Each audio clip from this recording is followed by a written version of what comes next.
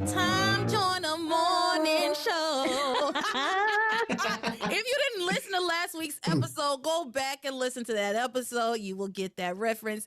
This is not the Tom Joyner Morning Show, everybody. This is the Passions Podcast. Woo! Back today with Maria and Shane. Hello.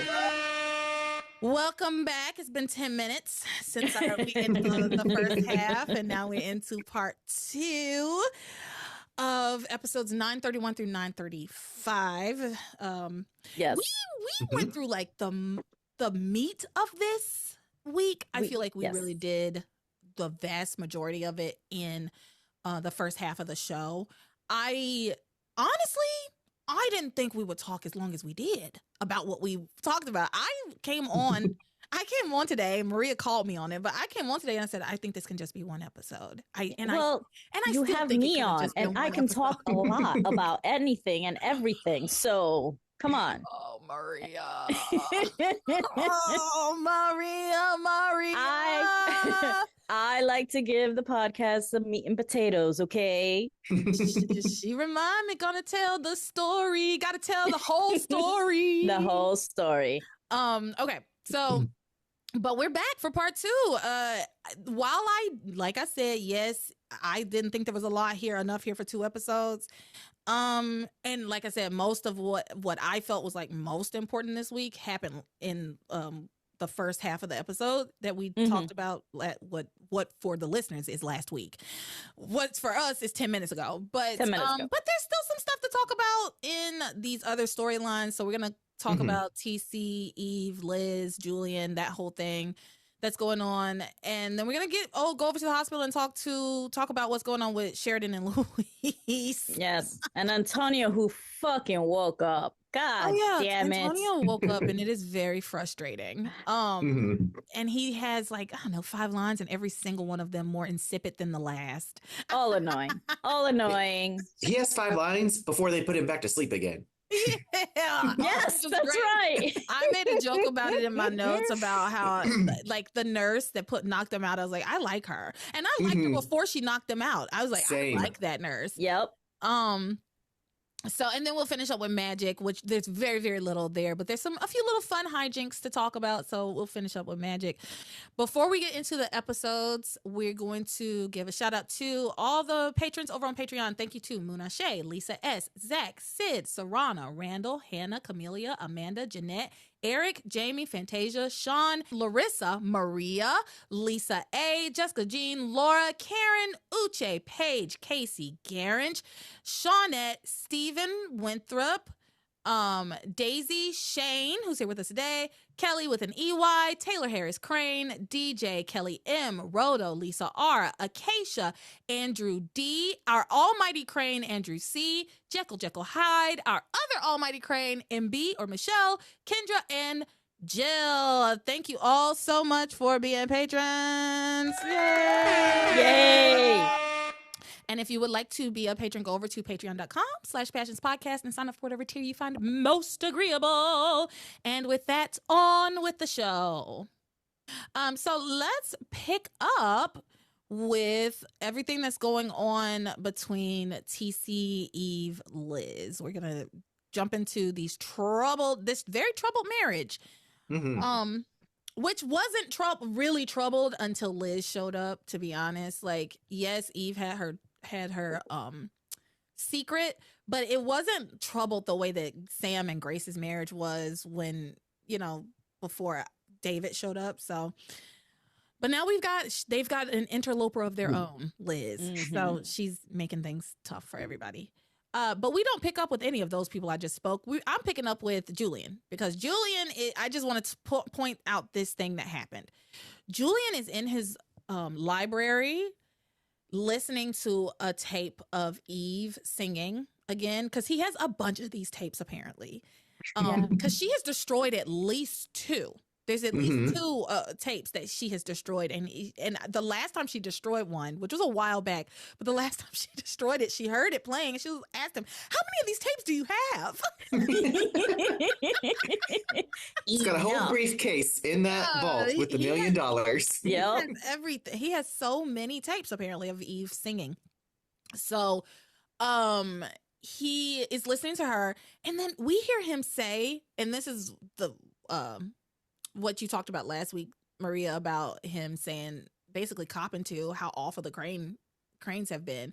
He says, how they got their money. Have worked so hard to build the family fortune. We've underpaid the employees, robbed them of their pensions and benefits, cheated the government out of millions of dollars in taxes, and with a snap of a finger, my wife LeTara is giving it all away to so-called charity, all because I didn't have the guts to stand up to my father for the woman that I truly loved. So he then fantasizes about the life that he could have had with Eve, which is the same scene that we got when they got the green fog, the green smoke, where everybody got these different visions. Y'all remember this, what could have been visions? Yes. So they just replay that vision for us. It's a lovely vision. It is. I can see why he would go back to that place often. Yeah. So meanwhile, TC comes home to his house with flowers and a trophy in hand. And he calls Eve, and then he gets angry at her for being a doctor. He calls Eve saying, I thought you said you were going to be home early tonight. And she tells him, oh, yeah, honey, well, Sheridan almost died from smoke inhalation. And Antonio woke up. I was going to have to come back here because Antonio woke up and everything. Anyway, and he just yells at, you said that you would be home on time. Did you not just hear me say that Sheridan almost died and that Antonio woke up? Like, some things are bigger. Some things are more important. Yeah. Antonio waking up is a big thing. Yeah. And they are more important. And she even says, well, they're our friends. But in my mind, I was like, are they really? And even if they weren't, they're her patients. Exactly. Right? More importantly, they're her patients. And she has been tasked with keeping them alive. So, like, you can get your dick wet later. Gosh, he's so yucky. So, yeah, but a lot of it is because Liz is planting these sort of biases in his head because he wasn't like this before. But Liz likes to be able to sort of needle him, like, she's always out, she's never making time for you. So she's kind of egging on this newfound resentment toward her job. He's suggestible, just as somebody said on the Discord. Yes, I think it might have been Daisy said or Hannah, somebody, one of the two people, one of the people who makes like really astute observations from time to time. Like, he's suggestible, which is very true. Liz had to do very little work to plant these seeds of doubt in his head and make him start to act and get him start to act up. And what did the city girls say? Act up, you can get, what are the words to that song? I don't know. It's a song called Act Up. Up. Is it Act Up, you can get jacked up? Now I got to look it. Now I have to look it up. I'm sorry. Act up, you can get jacked up. I don't think those are the words, though. You never heard that? No. I don't think so. You never heard Act Up by the City Girls? Sorry. I don't even know who the City Girls are. You don't know who the City Girls are? I'm right there with you, Maria. I'm sorry. Y'all don't know anything. No, I'm joking. It's called City Girls. Up. And act up, you can get snatched up. That's what it is. Act up, you can get snatched up. Yeah, that's what it is. I was like, jacked up don't sound right. Okay, anyway, he's acting up and acting out when because he wants his wife at home, even though she's literally saving lives. Yes.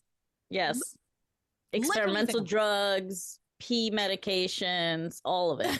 Sedating everyone that she can. Sedating, yes. And you know what? When he was yelling like that, that's exactly when she should have said, "You want a sedative or something to quiet you?" Yeah, exactly when he did that. Exactly. Act up, you can get shot up with a sedative, not a gun. Not a gun. No, but that's Beth. Beth is walking around now with exactly with a needle. That whole thing with the syringe is so silly. Yeah. And we will We'll get to it. We'll get to it. Yeah. And so let's see. Oh, yes. So he's all upset. He says, "Aren't there any other competent doctors at that hospital, Eve? No. Why is everything always left up to you?" And the answer to that question is no, there's not. No, Obviously, if there's there were, not. I wouldn't be here as much as I am. Exactly. There's They're a very all competent bad. nurse, And but I mean, Just one, because the other one is Exactly, not. one. The other No. one's not. the other one's an idiot. we've got half a competent doctor because Eve is not all the way No. as competent as she should be, I feel like. So they get off the phone. He's all upset. He's like, well, actually, she kind of talks him down a little bit. So he's less upset. He's very, very angry at first, but the more he talks to Eve, the more he starts to kind of calm down. And he gets off the phone. Liz overhears this conversation. She hears him get off the phone, and she's like, I think she quite literally goes, "It's showtime." Like, I think she quite literally Yes, was like, she does. She does. "It's showtime," like Jim Carrey and Mhm. what's The Mask when he does The that? mask. Yeah. Yeah, the mask. That movie used to kind of freak me out. It was Really? Yes, it was scary to me when he put that. Oh, mask wait. on and Maybe it was Beetlejuice. Beetlejuice says, Oh, yeah, says it's that too. Beetlejuice, yeah. Yeah, It you're is right. at Showtime. It's Beetlejuice Yeah. that says that. It's showtime. Yeah. No, The Mask. Jim Carrey says, "Somebody stop me." Yes. Yeah. Yes. Which can also apply to Liz, To Liz. because that's how she Mhm. is, how she's acting. Somebody stop me. So Yeah, nobody's stopping you. TC is all in, 10 toes down. She puts on a show. She starts crying and she tells TC that she, just talking about her abuse has brought up so many bad feelings and thoughts, and they sit down at the kitchen table. He comforts her about her abuse, and they talk at the kitchen table for a little while until Eve walks in and sees them holding hands over the table. Like, he's like put his hand over hers to comfort her in a comforting gesture. Mm-hmm. And Like how David did hers in the bookshop. that's exactly what I was about to say. It's basically the exact same situation as when she and David were at the bookshop or the book cafe, and TC and Liz walked in. So yeah, she walks in on this whole situation. She very quickly pulls Liz aside and tells him, she tries to reason with her, saying like, TC loves me. He's not going to leave me for you. You need to accept that we're married and this whole thing is just going to blow up in your face. They do their regular back and forth. I'm going to take your husband. Oh, just you wait. It's not important. Liz then goes back outside to go to the garage apartment is my assumption. And she runs into Tom Joyner. Back to talk about Tom Joyner. I was like, oh my God, Tom Joyner again.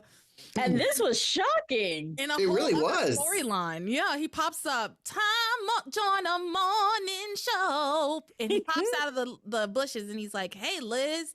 And she's like, oh my God, Tom, what are you doing in town? He said, well, I had multiple reasons to be here, but one of them was you. And then they make out. They make out. And it wasn't like oh my God, what are you doing kind of. She was in. Yeah. Yes. She was all in. Yeah, she was happy to get that little sloppy kiss from Tom Joyner.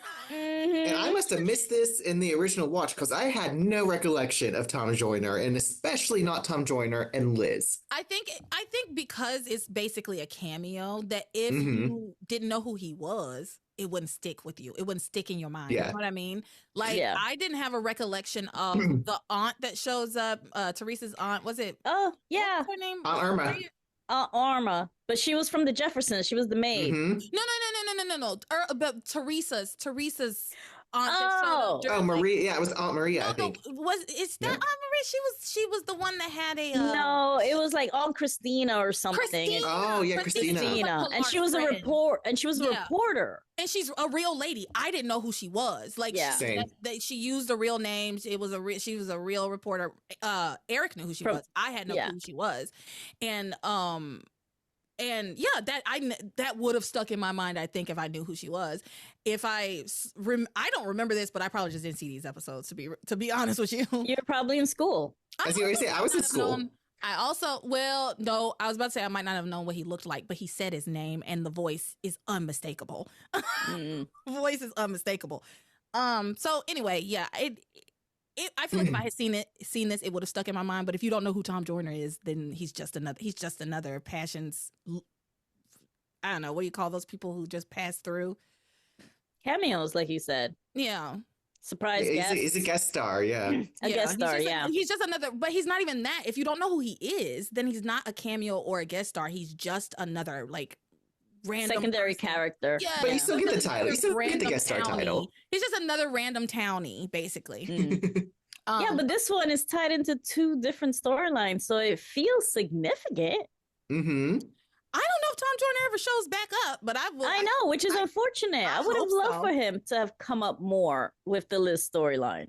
Yeah, I ship him and Liz. He's the hardest working man in radio. He doesn't have time for to be on Passions all the time. He had a whole ass very successful show. During the little break we had, I was looking him up. He does cruises and stuff. Yes, like he does radios and when I was a kid, I was like, those cruises sound so fun. I want to be honest with you. Actually, my idea for doing a Passions cruise came from the fact that I knew came from stemmed from like, oh, just Tom Joyner. They used to do that cruise every year. I don't know if they still do it, but it sounded like a ton of fun. It sounded like a blast. Not for me because I was young, but I was like, when I get older, I would want to go on like a cruise, you know, with all the music and they would always have like celebrity guests and things like that on the cruise. Mm-hmm. So it was very cool. Which makes sense because people in radio used to have all the connections. Yeah, radio used to be huge. Video killed the radio star. Yeah. Internet killed the video star. Yeah. So, anyway, he and Liz make out. And then it's not important. She recaps to him what she's doing there in Harmony and why she wants to destroy her slut sister. So and he knew about the sister. She had already this is like information she had shared with him. He was like, "Oh, your sister's here in Harmony, the slut who left you behind." and he knew but her name too, because he at one point says Eve. So he even knows the name. But what was interesting was him saying like, oh yeah, after I left Crane Industries, I went on to St. Lisa to look for you. You weren't there. And Doc told me where you're at. So Doc is still around and he's probably running the joint. He is. Listen, Doc said, y'all can go off chasing those people if you want to. I'm going to stay right here in paradise. Yes. And enjoy not paying Liz anything because she's just leaving. So I'll just stay here while she's flitting off to destroy her sister's life. I'll be right here living rent free in her resort. Yeah. Yeah. You're right. He probably is just running it. Resort. Somebody's got to do it. Yeah. Because also Liz needs some kind of money. She was complaining so much about how her business was like, she was underwater on her mortgage and stuff like that. It's like, girl, then you do not have the time to be off over here trying to get your revenge. You need to be making some money. Exactly. Honey, Mary and TC ain't gonna get it. No. You do not have private island kind of money. Nope. Oh, I don't know what she's doing. She doesn't either. She doesn't either. No. That's true. She's not thinking rationally. She's irrational. Nope. But yeah, she tells Tom Joyner that she's there to steal her sister's husband, and Tom Joyner is like, "Girl, but the married man, he's already married. Isn't that an issue?" But she says that she plans to seduce TC by asking him to be her tennis coach. So this is Liz's new plan. She says that she has thought of a new way that she and TC can spend more time together and get closer, that she's going to ask him to be her tennis coach and she'll be his best student. In fact, she says, I'm going to be his best student. Before you know it, I'll be his wife. And Tom Joyner says, Liz, you're talking about a plan to take a man away from his wife, a man that you don't even love. This is why I put this dialogue, because he very clearly says you don't love that man, and she corroborates that claim. She says he's a wonderful man and we'll have a wonderful life together. And Tom Joyner says, but you don't love him. And she says, but I could, Tom. But I could. No, I don't. but I could. And she says the important thing is that Eve is going to be the loser. I've got time on my side. She's always at the hospital. It'll work, Tom. And then she says she has to go. And Tom was interested in her. He followed her He because wants he her. wanted a relationship with her. And he's got And $1 then- million. and he's then got he $1 million. did- and he did bring up Antonio and this whole stupid thing about like, oh, you couldn't get close to Antonio and He commit to did. him. He did bring up Antonio. Once again, I left it out because I refuse. I'm not accepting it. I'm not accepting it. He's like, yo, it's Brian, isn't it? You couldn't, even though you couldn't commit to him, you still love him, don't you? It's like, womp womp. Where's my trombone? I can't. You refuse I to accept the rewrite. I simply can't. I don't like it. And it's not, and in my opinion, it's not an important enough rewrite for me to even like give it any kind of air or talk about it that much. There are some rewrites that is like I have to be dragged along with. Because it's important to how this story progresses. But her not being able to commit to Brian or to Antonio, whoever the fuck he want to call himself today, I refuse. I don't have to accept that because it's not actually important. What's important is that she hates Eve. That's what's important. Yeah. I also just realized out of all the men Liz has tasted, Tom is the best. If you're pitting him against Antonio, TC, and Tom. Yes. He's fighting for the people. He has $1 million now. Like, He girl, does. tax free. Take that shit back to Bermuda. Put it in Live the bank. in paradise. Start a radio show together. Exactly. Tom Joyner and Liz morning show. I love it. So anyway, I want you to know that will be my vocal stem for the next like 2 weeks. Okay. I'm gonna be doing that. Fair. In fact, that's what you should title these episodes. What, my vocal stem? No, the Tom Joyner Morning Show. It's the Tom Joyner Morning Show. Ugh, hilarious. Oh gosh. Anyway, but yeah, Liz, whatever. She's hell bent on taking her sister's husband, and okay, Boring. sure, fine, take him. He ain't a prize. Yeah, he's no prize at all. So None. do y'all have anything to add to that? I don't. That's my last note. No. That's it. Tom leaves, and that's all we get. Because I guess he's only on for what? That was like 2 episodes, 3. Yeah, it was 2 episodes, and I expected it to be 1, but when he finally leaves, he's like, "Don't forget me." She's like, "I'll never forget you," and I'm like, "They're perfect for each other. Just go with him." Yes. I wasn't expecting to see him again after. Same. Yeah, I wasn't expecting to see him pop up somewhere else. So it was cool to see, and so they probably paid him a pretty penny. They had to get their money's worth out of him. So let's move on to Shawise. Sound good? Yep. Are we moving on to Shawise? Yeah, Shawise before Grace and Ivy, right? Yeah, because once again, there's very little here, y'all. True. I might end up having to end up tacking this on to the last episode or not. We'll see. It's good that we did the break. I can stretch this. But the thing is, I'm okay with us not stretching it. Okay. I would love to get a little bit of time back on Sunday. I'm saving you having to like record that next week because then you'll have your 2 weeks worth of episodes. But it's okay because I already have 1 episode for this week. Then the one we just did would be the following week, and then that week I'm also recording, so I'll have 2 more. Okay. And and there's like 4 people on the panel that day. We're definitely gonna have plenty. Really? Or no, it's me and no, Fantasia. it's just yes. Which is still gonna be long. It's gonna be long. Talking. Yes. So anyway, I have yet to join with her because I know it could be volatile with both of us. But fun.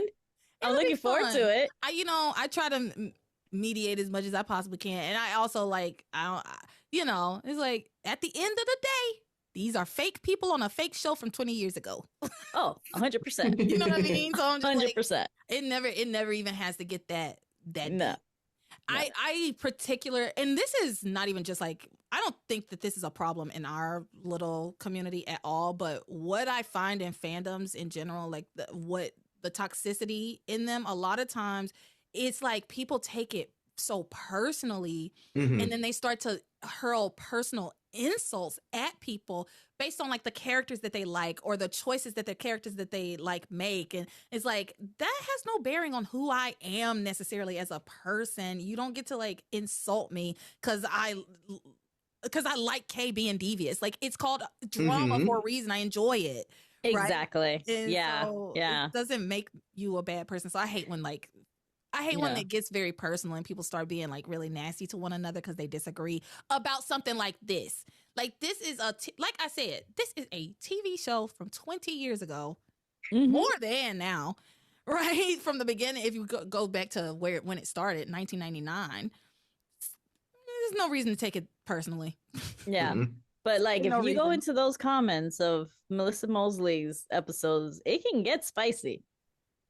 I you know what, I bet I used to go in and read the comments because I would like see if I could find something to talk about on post shows and stuff when me and Laura used to do that.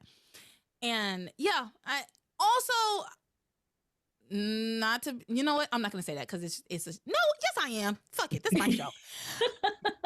Also, a lot of the arguments that are being made in the comments are like incoherent. Like, I'll be looking at them like, you're not making any sense whatsoever. It's not. I would never argue with somebody who's making 0 sense. Like, we're not gonna. I'm not gonna fight with you about this. You don't even know what the fuck you're talking about. You can't even form a complete sentence. A lot of times too is because it's people outside the U.S. that are commenting. I noticed. Because this show is popular everywhere. It's very popular. It was very popular in South Africa. I had no clue. I gained like 20,000 followers. No, that's not true. But like thousands. It was like thousands of followers from South Africa. Really? After one of the posts, which I'm sorry, y'all. I know I haven't been posting online very much, but it's okay. It's difficult. Yeah, I do notice that now you're getting a small, consistent commenting on the podcast on YouTube. Because before, like, it'll be rare someone even comments, but now it's like more consistently. Yes. Let me tell you, those of you who are commenting on the YouTube channel and on the Spotify, I get some comments on the Spotify as well. I really appreciate it. Thank you. Please keep doing that. Yes. I know I'm not responding as much as I necessarily should, but part of that is because I don't even know that you've commented until I'm rarely on YouTube for pleasure. I usually get on YouTube to post the show, and that's pretty much it. So I'll see your comment like a week later if you comment. But thank you. I appreciate all the comments that people have been. Yeah. Absolutely. I've been trying to be. I appreciate it. Yeah. I'm trying to be a little more consistent and replying because some of the points are interesting and I want to have an opinion about it. So, and I appreciate that. I really do. Okay. Sheridan and Luis. Beth has set the cottage on fire with Sheridan and Luis inside. She is cracking up outside. Her dialogue. Did you clip any of the dialogue? We're starting with a clip. Yay! Because it was unhinged, but at the same time, I'm like, you're making good points. Making a point. Oh, she absolutely is. We're starting with a clip. Yes. Yeah. I have 2 clips of the fire, actually. Okay, so we're starting with a clip of Beth setting a 5-alarm fire. She has doused the outside of this house in gasoline. And she didn't even flinch when she set the fire. And that. Do we know where she gets it from? Where she gets what from? The gas? The gas? Yes, girl. Okay. I don't know if we talked about Shawise in the first part of last week's episode or if it's coming out this week, but she siphoned gas with a hose out of her car. Oh. Yes. I did not see that. So that was last week. She sucked the gasoline up like using the hose like a straw. It got in her, but she like spit it out because she got gas in her mouth. This bitch is dedicated. Do you understand me? Wow. Yeah, no, I used to have to do that like when I had a fish tank and I had to like siphon it out. I would have to and do it quick before it gets in your mouth. It gets in your mouth. Oh, yeah. Well, honey, she Anyway, she siphoned it out. Wow. So she already knew she was going there to burn that shit down. If she showed up with it. She was ready to kill them. Yes. She was like, they're not gonna get away with this. They can't keep treating me like this. They can't keep getting away with this. And I agree. Yes. Yes. I agree too. Yeah. But that answers my question I had, because when I started watching, I didn't watch the previous episode, and I just saw that match go towards the door, and I'm like, that door is highly combustible, because then we don't see her with the gas can until she brings it back out. And I was like, how is it up in flames? Luis and Sheridan were inside, and they were paying no mind, as they often do, to Miss Beth outside, and she was talking very loudly. She did. I mean, she does it this week too, very loudly, just pouring gasoline all around. And yeah, so let's watch this clip of. It's a short clip, but no, but it's good. Yeah.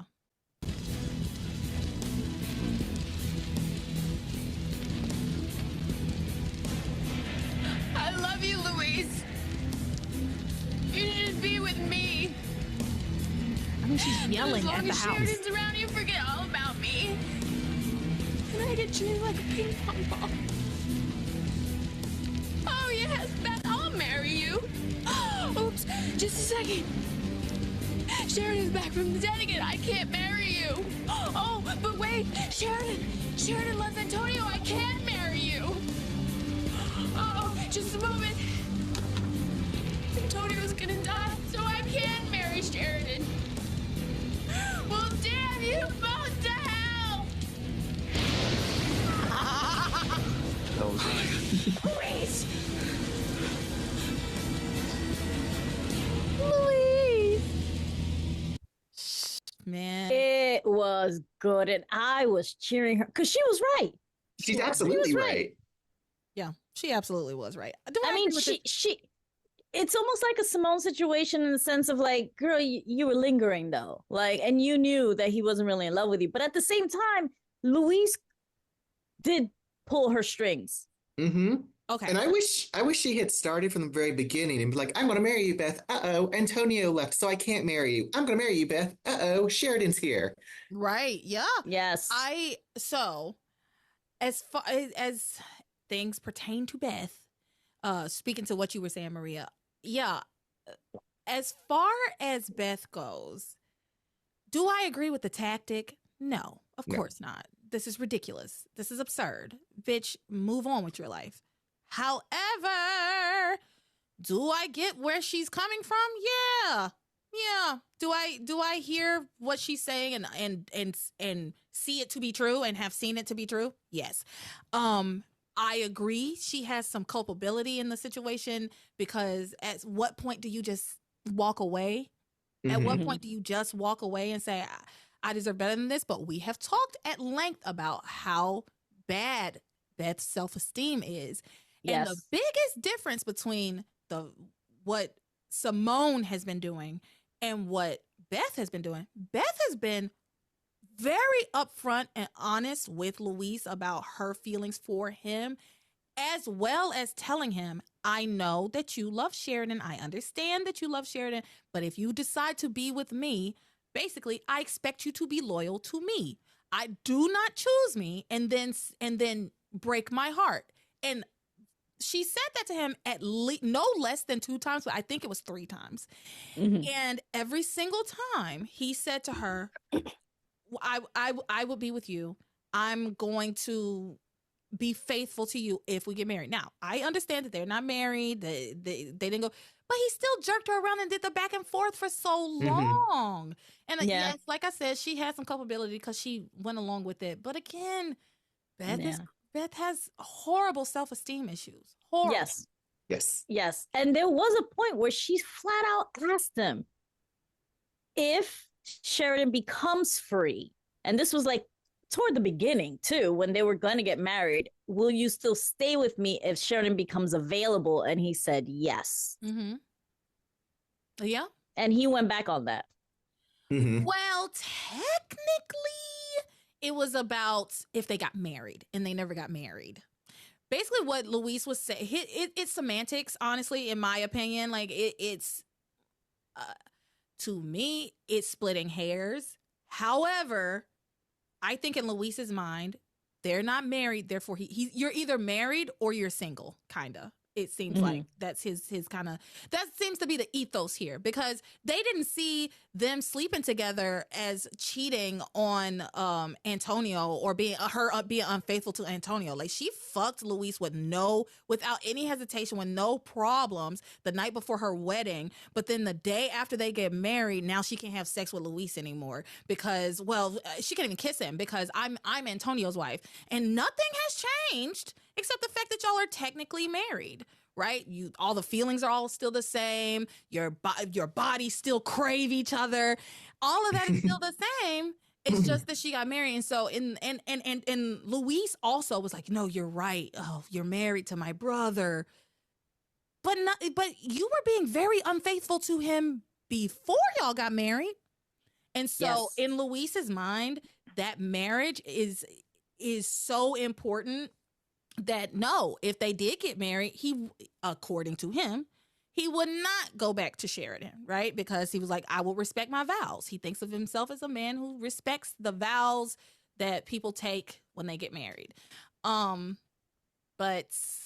yeah, they are, but I do agree that he had made a commitment to Beth. He has made a commitment to Beth over and over again and broken that commitment over and over again. He was just making out with Sheridan. Sheridan's like, I can't kiss you, I'm a married woman. But like literally right now, we just saw they were kissing. They was gonna fuck.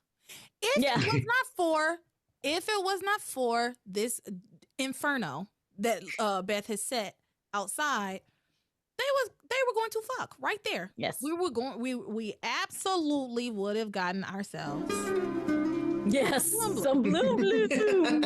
Yeah. Bloom bloom. Oh, we didn't play it for Chad and Whitney. They were doing a lot of bloom bloom. Well, I gave them this one. Oh. I can't really think. You did. Yeah. So, because they were getting it on, honey. Yes. Ooh. Good for them. So anyway. Yeah. So poor Beth. Yeah, poor Beth. Losing her mind. At this point, she's like, if I can't have you, no one will. So now she just want to tear it all down. Mm-hmm. I can't, like I said, I can't say I agree with the tactic necessarily. It's kind of like, you ever watch X-Men? Yeah. Yeah, Magneto is right. Do I agree with the tactics? No. But Magneto is 100% right 100% of the time.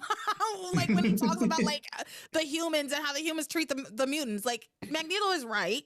Yeah. Do I agree that we need to exterminate the human race? Not so much. Exactly. Well, in that same vein, Thanos was kind of right too. Limited resources. Oh my God. No. Oh, well, now don't get me started, girl, because you know I'm an anti-capitalist and I'm going to tell you this. The resources are not limited. The resources are hoarded. There's a very big difference. Sure. There is a very big difference. This is one of my like core beliefs. Okay. That we live in a world, and Earth is a world of abundance. We live in a world of abundance. The Earth will take care of us. The Earth always provides. A handful of people have hoarded the resources and created and told us that there was scarcity. But there is truly, there is no scarcity. It is an illusion of scarcity because there's a handful of people who have hoarded all of the resources and told us that we can't have them unless we pay them for them. And so if you don't have the money, now there's scarcity. But no, we live in a world of abundance. And I know that to be true. Because my dad has a garden. He never gardened before. Last year he did a garden for the first time. Gorgeous. This man does not know how to garden, but the earth will provide if you give it what it needs, right? Like tend to it. The earth will provide for you. And his garden, it was so much produce coming out of that garden. I was like, man, you could, if my dad and maybe 4 other people, if he taught like 4 other people how to garden and everybody was like, oh, you're going to do this thing, I'm going to do like the greens, you're going to do like the cucumbers, what have you, right? Yeah. They could feed the entire neighborhood. Wow. They could, five families could feed that entire neighborhood. That's how much stuff was coming out of that garden. Like he was constantly giving away so much food. And And that's just his little corner. It was 3, 4, 5 raised beds. It was like, Wow. you know, and because we have been brainwashed, to use Simone's word, we have been brainwashed into believing that the food comes from the grocery store and the prices at the grocery store are so high, and resources are limited. Resources are not limited. They're being hoarded. And They're that being hoarded. is my little soapbox for the day. You know, if y'all want to talk more about that, that's one of my favorite subjects to talk about, is how we can divest from capitalism and do better community, work together as community members to provide for ourselves, because this system is completely rigged. Yeah. Rug. Yep. Yeah, completely fucked. It's set up to keep you churning away, keep making rich people richer, keeping them rich, and keeping poor people poor. And exactly. Yeah, and scared and terrified that they're going to lose their health insurance, or they're going to lose their job, and they're going to lose their homes. But we live in a world of abundance. All right, moving on. Back to fashions. Yes. So these two, they're trapped in the fire. I agree with Beth. I feel she should not have set the house on fire, but I also understand why she did it. So Luis and Sheridan eventually, and y'all saw it in the clip, eventually they noticed that the house was on fire, but the house was ablaze. Yeah, how do you not smell the smoke? It's like an explosion for them to be like, what was that? Which is crazy. She's outside yelling. That's how you know these two are so deep in love that they don't even see or hear the blazing inferno just encroaching upon them. Yeah. Very reminiscent of when Miguel was like in that trance and everything was aflame around him and he had no idea what was happening. Yep. I was getting ready to say, I wrote in my notes, what number of fire is this one in Harmony? Because they have a lot. It's almost like their yearly fire. No, you know what? I think it is their yearly fire. I think you're right, because are we counting Hell House as a fire? Yes, obviously. Yes, I think fire. so. Okay, so we had the fire in the first season with Grace's house, not Grace's house, Faith's house. Faith's house. caught on fire. Then we have Hell House, I think, in the second season. Then last season we had Kay Lopez Fitzgerald house. Lopez Fitzgerald house on fire. And now we're into Sheridan's cottage being on fire. You're absolutely right. This is their yearly fire. I never realized that there was a yearly fire. I never considered that. Wow. And every time, and what is a through line every fucking time? For some reason, well, not just that. Well, of course, somebody else set the fire, but the through line is that for whatever reason, the fucking fire department cannot make it to them. Every time.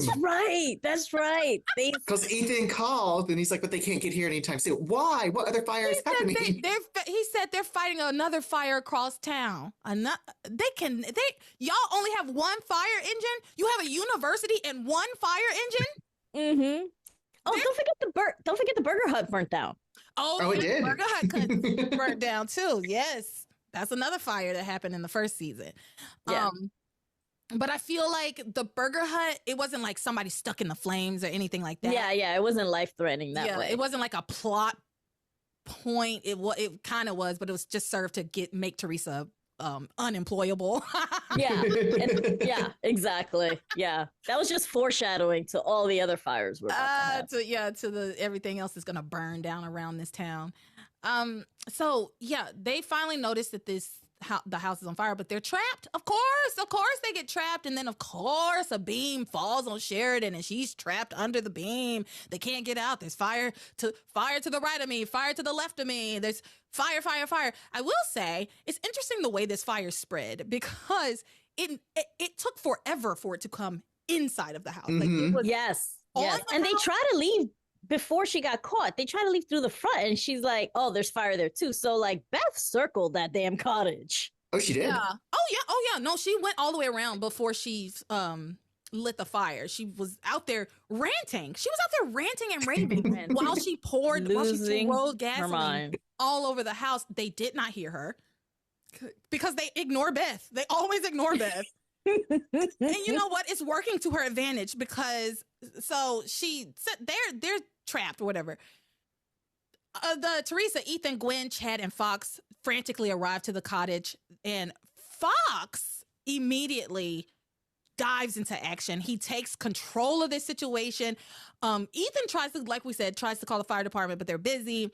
Fox takes charge of the situation. He dives headlong right into the fire, right? Trying to get in to get Sheridan and Luis out. I loved it. I have a clip of this. Called it the Great Escape. I called it the Great Escape. So if I could escape. No, he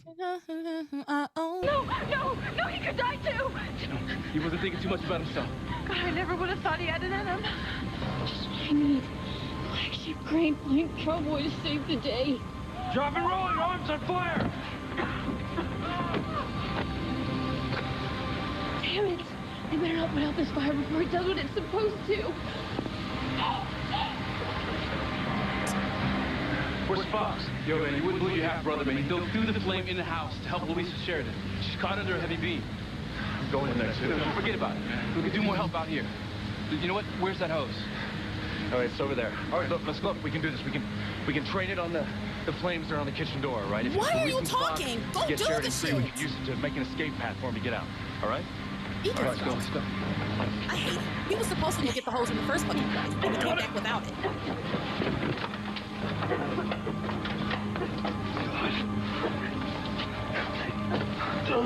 You can walk. I'm not sure.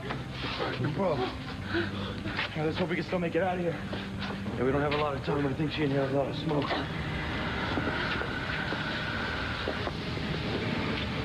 Fox, can you hear me? We got it there. We're coming out.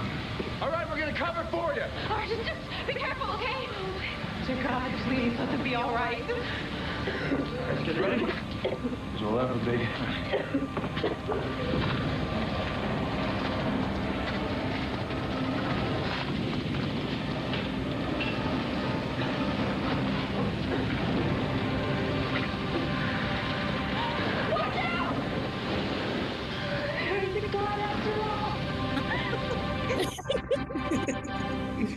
There's more.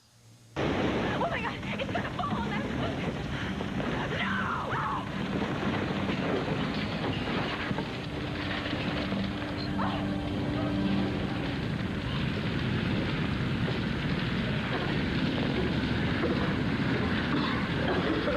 Nathan, are you okay? Are you okay? Yeah, I'll live. Sweetheart, are you okay? Yeah, I'm fine. I just want to know who poured gasoline on Sheridan's cottage. What are you talking about? We found an empty gas can over there. Well, we don't know for sure if someone knocked it over. I mean, maybe the can got knocked over by accident. Yeah, well, I don't see how. Considering me and Sheridan are the only ones here. Someone tried to kill us. Shoot, we're so close. Why would anyone do that? Well, let's not worry about that now, okay? The main thing is everyone's all right. My God, I don't even think anything is salvageable. I just don't understand any of this. Beth? Beth, what are you doing here? I heard the fire engines headed in this direction. I was so scared, so I just followed them. There are no fire engines, but they're busy with another fire across town. Oh, I'm so rattled. I don't know what I'm saying. Oh! What I meant was that I was driving in the neighborhood and I smelled smoke. And then I saw these huge flames just shooting up in the sky, so I just rushed over. How did this start? That's what we're trying to figure out. How did you get onto the ground? Oh, well,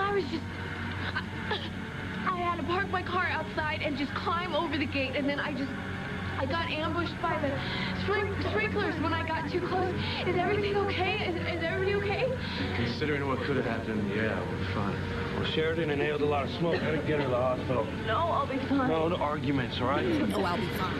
Hey, call Chief Bennett, tell him to have this place sealed off as a crime scene, all right? A crime scene? Yeah, we think that someone set the place on fire. No, wait, who would do something like that? I don't know, but I'm gonna find out. Beth, why don't you come with us to the hospital? Of course.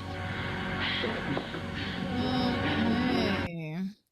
So that happened. I'm sorry. This was probably the the way they responded to Beth irritates me, with the exception of Gwen. Thank you. Yes. Surprisingly, with the exception of Gwen. Because why isn't anybody a little more suspicious? Mm-hmm.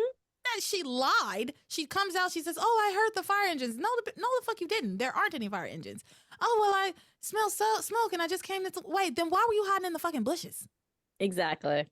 Why were you hiding? Nobody asked the question. Why were you hiding? She was hiding. She was obviously hiding. She was obviously lying. And I also get irritated because Sheridan, even though Sheridan's like half dead at this point, so of course, what else is new? But literally an hour ago, maybe 2 hours ago, in this same night, Mrs. Wallace told Sheridan, "Beth is trying to kill you. Beth wants you dead. Beth is trying to kill you." Now, of course, they wrote it off as that she was suffering delusions because of her stroke and her medications. But I'm sorry, that's too much of a coincidence. Your mama told me you was trying to kill me. Then the house caught on fire, and we have already quickly deduced that it was arson, and it looks like somebody tried to kill us. And what? Of course, Beth, you're suspect number one. Of course, yes. But no, nobody accuses her of anything. Yeah. Gwen is the only one that is just clocking her like something's not adding up. Right. And I wish they had let that story run for Gwen. They do. Do they? Okay. They do. There's a point where Beth runs Gwen over because Gwen is investigating too much. Yes. Okay. I forgot that happened. Now, when she does that, isn't that around after Sheridan's in the pit, though? Because they're looking for Sheridan at one point. Okay. Yeah. But they do keep the whole Gwen is very suspicious of Beth. Yeah, which is good. I like that. I like that. Somebody has to be. Yeah. Yeah. Somebody has to be. This is ridiculous. This is tacitly absurd. She's covered in water. Like she's been there. She's obviously been there. She got caught in the sprinklers. She probably smells like gasoline. Yeah, that's what I thought. She took a mouthful of it. That's the first thing I thought was smell her fingertips. Ask to see her hands. Luis is a cop. Luis is supposed to be a police officer. And I guess he's just decided that Beth is too good to do something like this. I assume that's where that's really what it is. Like they can't even imagine Beth because Beth has been so sweet and been so understanding. She's been so nice and so selfless, and she has screwed you over. I mean, you have screwed her over time after time after time, year over year. But they're like, yeah, she could take it. And on top of that, the mother has told you Beth is trying to kill Sheridan. Yeah. And to the point that Sheridan believed it. Like Sheridan didn't think it was rantings and ravings of a lunatic or anything. She slapped the shit out of Beth because she thought that that's what was going on. Exactly. I don't know. You put those two things together, and I feel like you've got an arsonist on your hands, right? Like, I think you found your culprit. But passions. Maybe we can just chalk it up that everyone's right now in such a state where you're not thinking clearly. Right. It's just you in a state of shock. Yeah. I guess, honey.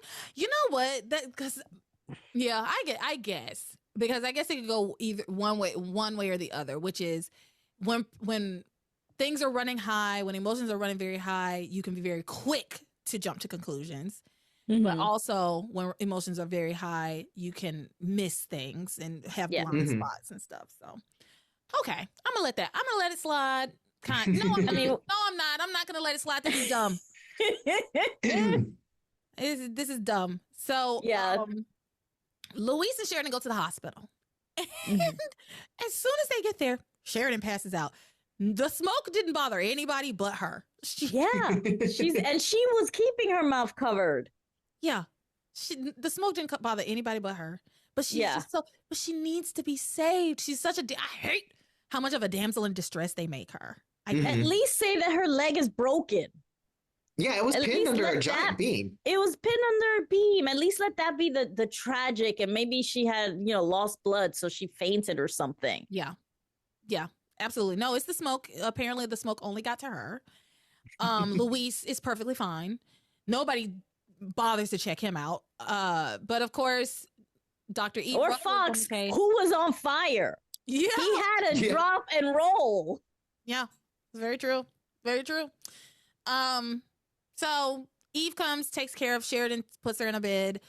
She's passed out. She won't wake up for now.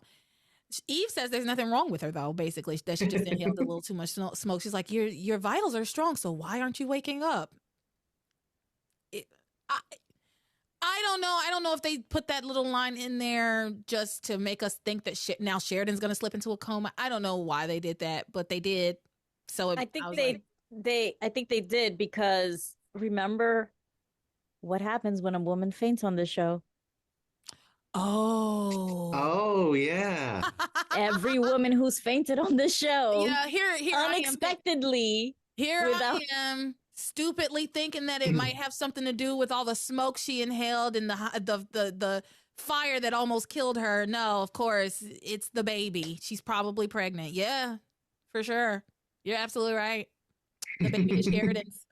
Yeah, you're absolutely right. Yeah, I think the reason why I didn't clock it was because usually they faint out of kind of nowhere, but she was in this accident. Yeah, so I was like, but technically she fainted out of nowhere because Eve said there's nothing wrong with her. Yeah, and everybody else is fine. Yeah, that's true. Everyone else is fine.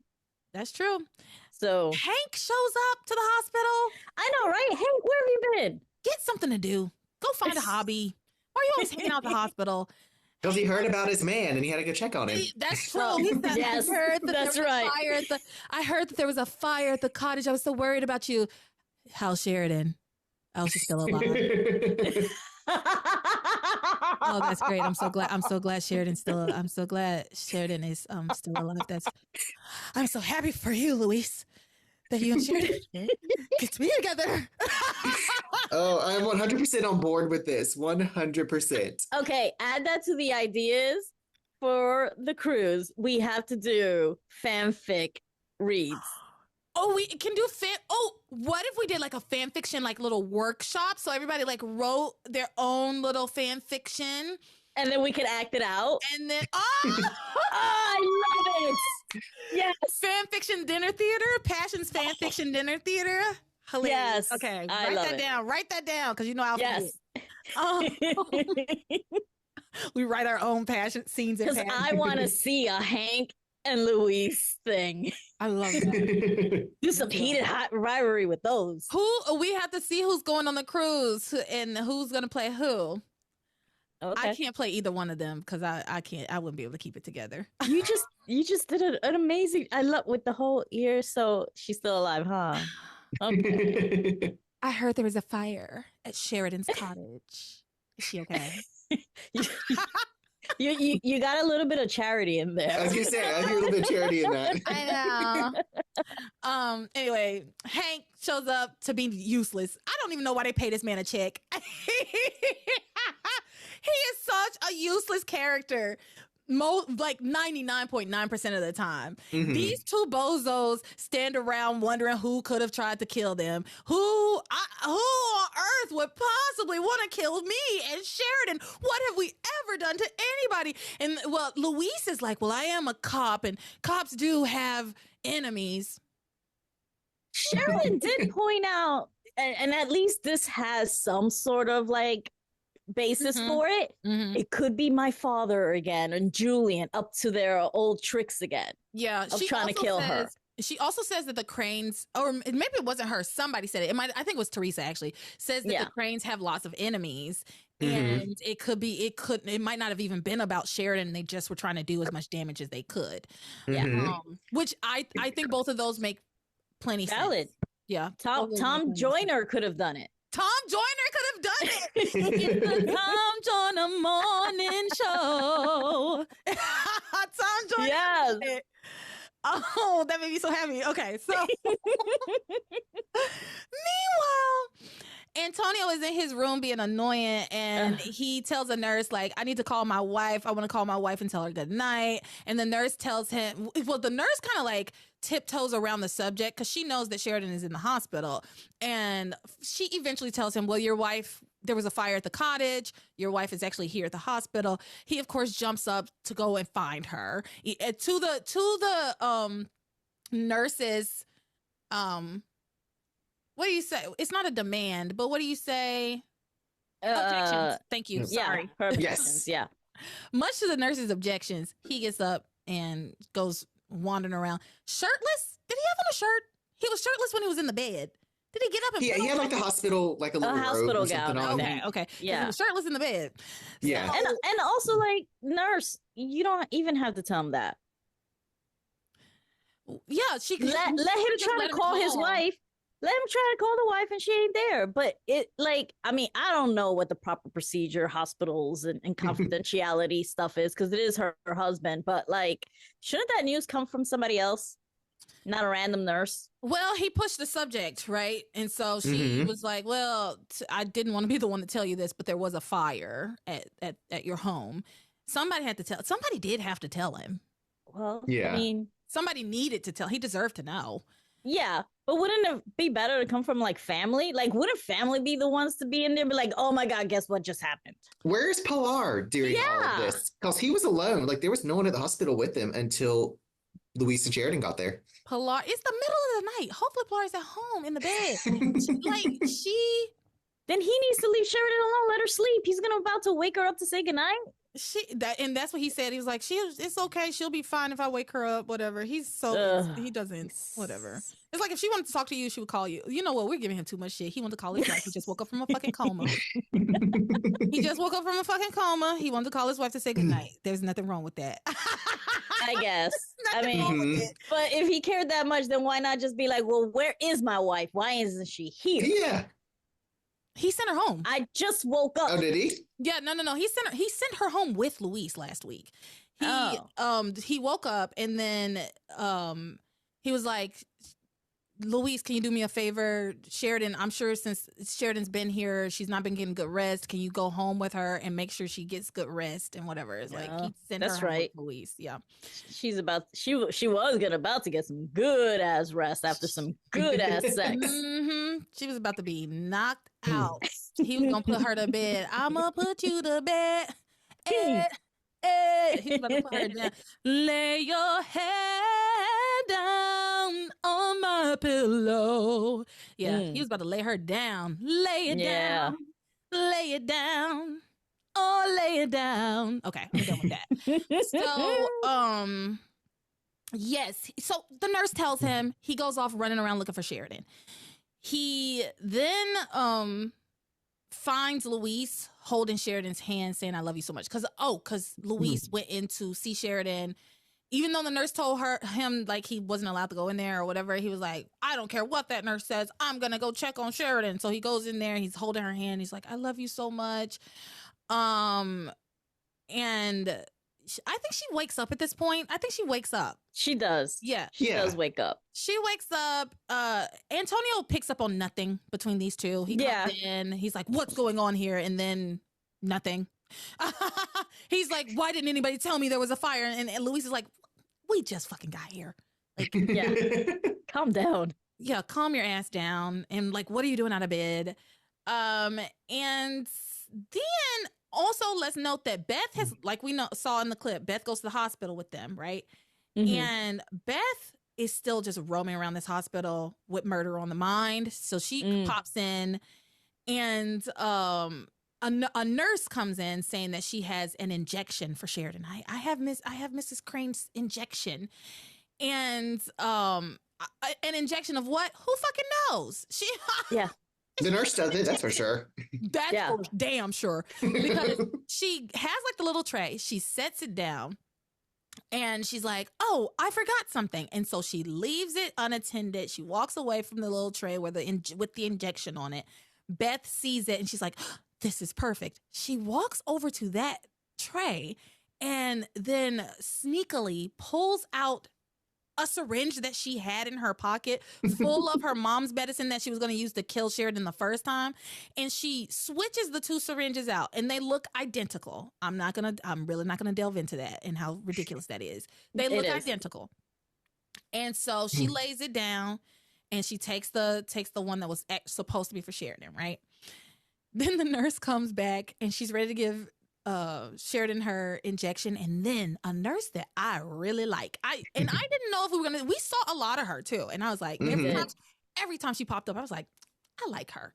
She came in and she's like, what do you think you're doing? And the nurse was like, I'm giving Miss Crane her injection, and the nurse was like, no, absolutely not. You left that unattended. You can't give her an injection that was just lying around, and you didn't have your eyes on it the whole time. And the girl was like, well, it's just Miss Crane's family and friends in here, so I think it's fine. And the nurse was like, no, rules are rules, bitch. Go change that. Go get another one. And so it's the nurse that fucked up took the injection and threw it into the bin, like the hazardous material bin or whatever. Yeah. And she goes to get another injection to give to Sheridan. Beth like sneaks it out of the bin and takes it back. The other thing that happens is Beth like picks something up off of the bed. There's an empty bed next to somebody. Yeah. It's her chart. Sheridan. There's an empty bed next to Sheridan. And it's the chart, right?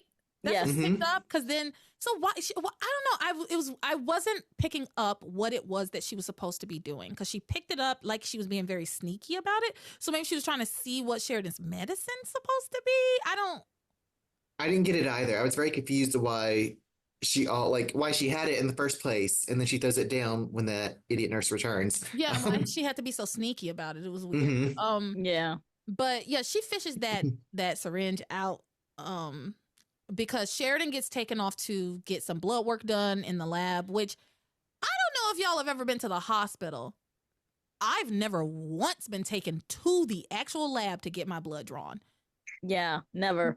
Could it be that she picked up the chart because she wrote so that Sheridan can go get blood to separate Sheridan so that she can kill her?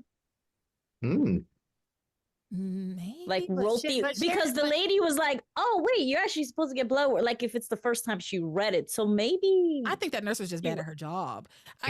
Because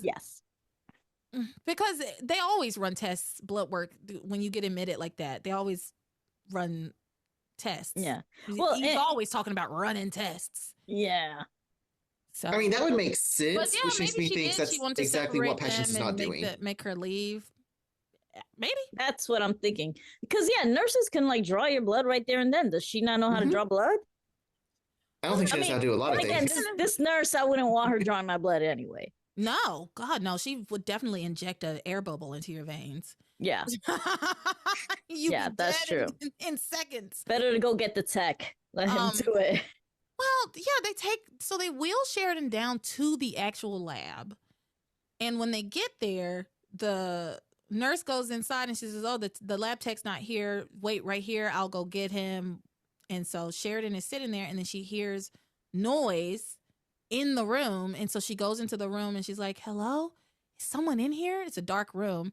And then Luis puts his hand over her mouth and like pulls her inside. It's like, and Sheridan was absolutely right. She when she turns around and realizes it's him, she was like, you scared me half to death. Like, somebody literally just tried to kill us.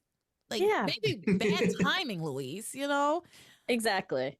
But really bad. And the nurse, again, you are not supposed to be leaving patients by themselves. In just random corridors. In the hospital. And Sheridan, what are you doing going into an empty, dark room anyway? Just sit your fucking ass down. Whatever that noise is, let it deal with itself. Yeah, I was like, what possessed her to investigate that? When the nurse returns too, there's no worry that her patient just disappeared.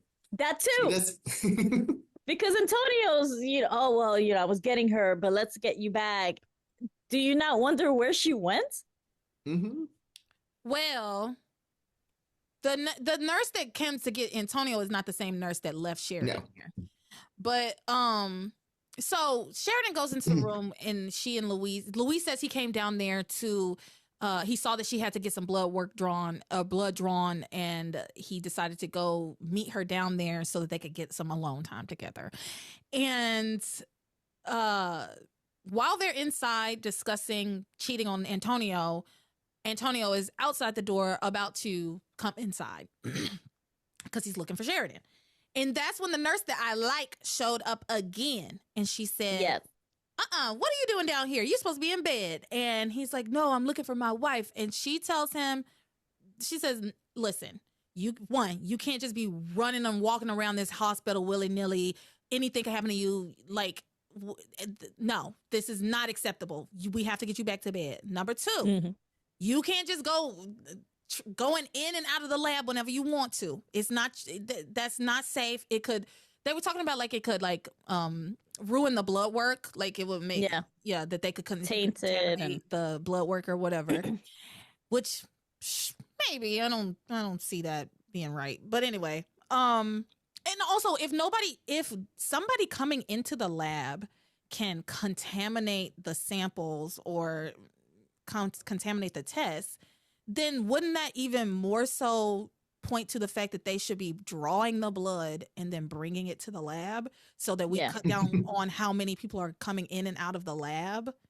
Yes, you're making sense.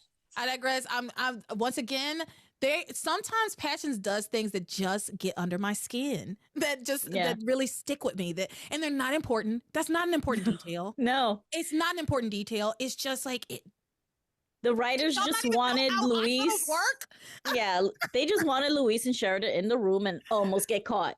Yeah, it's another, almost get caught moment. Exactly. So the nurse tells him, no, you're going back to bed. And he protests again. And she says to him, otherwise, maybe I won't be able to put your wife into the room with you like I said I could. Like maybe we'll make that change. He says, okay, I understand. And she puts him in the wheelchair and wheels him back to which I think she put him in Sheridan's wheelchair and wheeled him off. She did. Yep. That was Sheridan's wheelchair.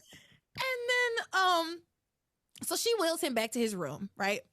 Sheridan and Luis are in the lab having the lab tech comes back. He tells Luis, what are you doing here? What are y'all doing here? But actually says to both of them, what are y'all doing here? Sheridan says, well, I was supposed to be getting some blood work done.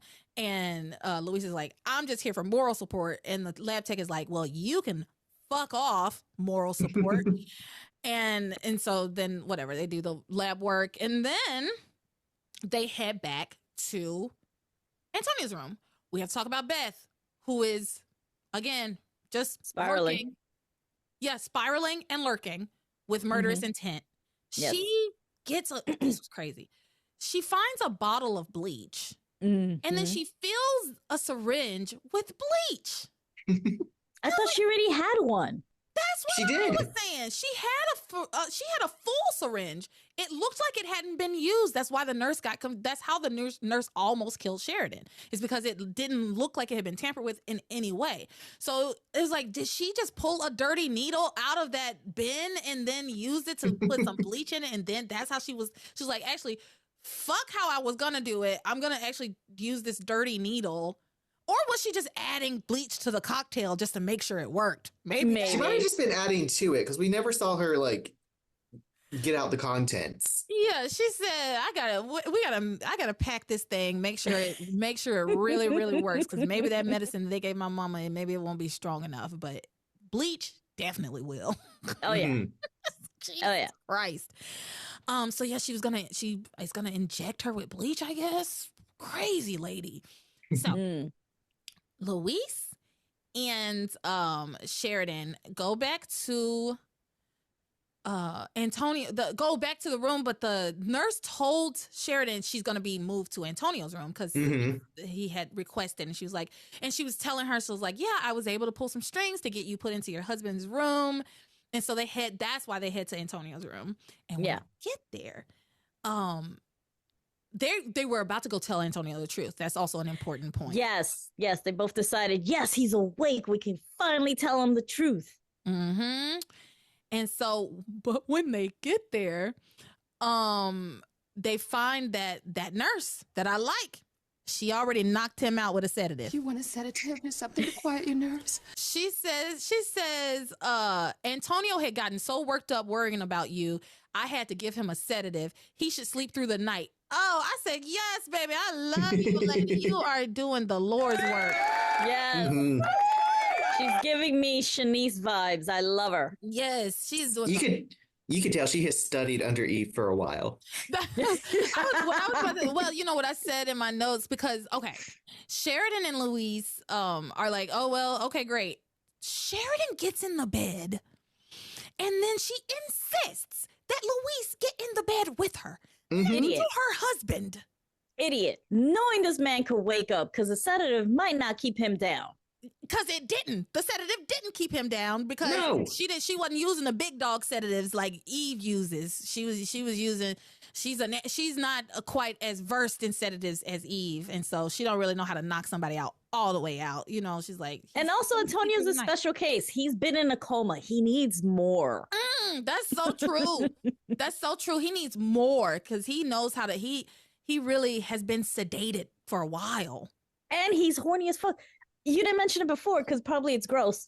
Yeah. But like when he woke up looking for when he went to go find Sheridan, he literally starts talking about like, I can't wait to make love to you under the stars. Mm-hmm.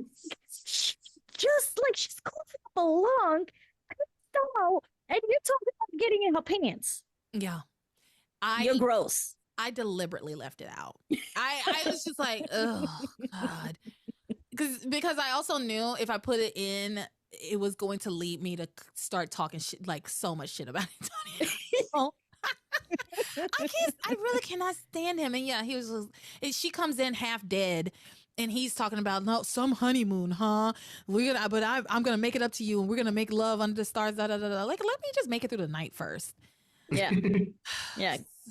So. Anyway. So yeah, get into the bed right next to him as if he might not ever wake up. And Luis is like, fine, I'll stay here until you fall asleep. We know what happens next. You're gonna fall asleep too. Exactly. And so they pull the curtain, but that's a room divider basically between the two of them. But Antonio does open his eyes. Now we have seen historically that Antonio has his eyes open and he can't see nothing. Okay, we've seen that happen more than once, right? And so it's not clear if he sees what's going on or not, but he looks over and it looks like he can see the shadows of their figures in that bed next to him. I can only assume. No, I don't know where this is going to go. Never mind. I don't know where this is going to go. I mean, I know it's going to go to an annoying place. I know it's going to be, him either in denial about what it is that he saw, or them covering it up somehow. Or actually, he tends to do the covering up for everybody else. Yeah. Oh, I know what you were doing. Yeah. You were. But the thing is, it was a shadow, and all it was is just like a female. Like I couldn't tell it was two people. To me, it was like it looked too big. The shadow was too big to be one person. That was the thing. It was like the way the shadow looked. It was like I felt like I could see two heads, and then like it was too big to be Sheridan by herself. But it's a shadow, so it could easily have been someone on a bed and then someone over them. Like you just don't know what's behind it. It's a shadow. I agree. It is a shadow. I just know that they're not gonna go. It's going nowhere. It's going nowhere. Yeah, it's gonna mean nothing. It's going nowhere. So yeah, that's basically it. Beth, we do have to talk about Mrs. Wallace, who has been tied. I forgot. Oh my God, y'all! I forgot all about the fact that she had tied up Miss Wallace at the house and had her mouth taped. So Edna manages to get the tape off of her mouth, and she manages to get the phone, not with her hands, but she's like maneuvering so that she can get the phone. Which annoyed the fuck out of me, because you can get to your hands with your mouth. Her walker. I know, but you can just go like that and take it off. Like, why was she like rubbing on a candle and all this other stuff? Like, you could literally just bend over a little and use your own hand on one side. Maybe she's old. Maybe she couldn't. Also, she did just have a stroke, so maybe her motor skills are kind of fucked. And she is taped to a walker. I mean, she has a lot going on. So but she does manage to get the phone, and she tries to dial 911 with her nose. And she could have. I don't know, like. Yeah. But she listen. She kind of tried. She tried. She was in distress. She's a crazy lady and who's in distress. So she's yelling into the phone, help, somebody, my daughter's crazy. She's trying to kill somebody. She's killing people, whatever. Yeah. Beth comes back, takes the phone from her, listens, hears the dial tone. So the call that Edna thought she was making did not go through. Of course it didn't. And then Beth takes the phone cord and tries to strangle her a little bit. And then she dresses up like a nurse in a nurse uniform that she had from high school, where she was in a play with Luis where she played a nurse and he played a doctor. What the fuck play is that? Whatever. And so maybe One Flew Over the Cuckoo's Nest. I bet it is. Oh, yeah. She was dressed up like Nurse Ratched. Yeah. And so she had on like a little blonde bob wig. Not even a bob. It's like the pixie cut. It's like the same cut she has, but in blonde. Yeah. Bleach blonde. Platinum with the little blonde, hat. Say. But then she takes the hat off. Yeah, and it's an old nurse's uniform, right? My grandma was a nurse, and that when I see pictures of her from like the 60s, it's the exact same kind of uniform, that white uniform with the little hat. I know she's so cute. My grandma. Sorry, in her little nurse's cute outfit in the 60s. But anyway, she heads back to the hospital dressed as a nurse. So she's gonna go to the hospital and try to, I guess, shoot Sheridan up with the bleach. I don't know, but that's where that's where I yeah, because I think she was trying to get into the room and the nurse is like, you can't go in there. So that's why she went back to decide, okay, now I have to just play a nurse so I can have better access. Yeah. Only she won't look. I hope that somebody clocks the fact that this nurse's outfit doesn't look like it. The rest of the nurses are in scrubs. Yeah. Yeah. The rest of the nurses are in scrubs. They're not dressed like this. So no. And you need ID. Like scrubs isn't enough to prove that you're a nurse. And I don't know if you do at Harmony Hospital. That's the thing. That's the thing. I don't know. Harmony, they have such lax security everywhere in this town. Ridiculous. True. But that's it for Showese for me. Y'all have anything to add before we? No, that was it. All right, let's go on over to the Bennett home, honey.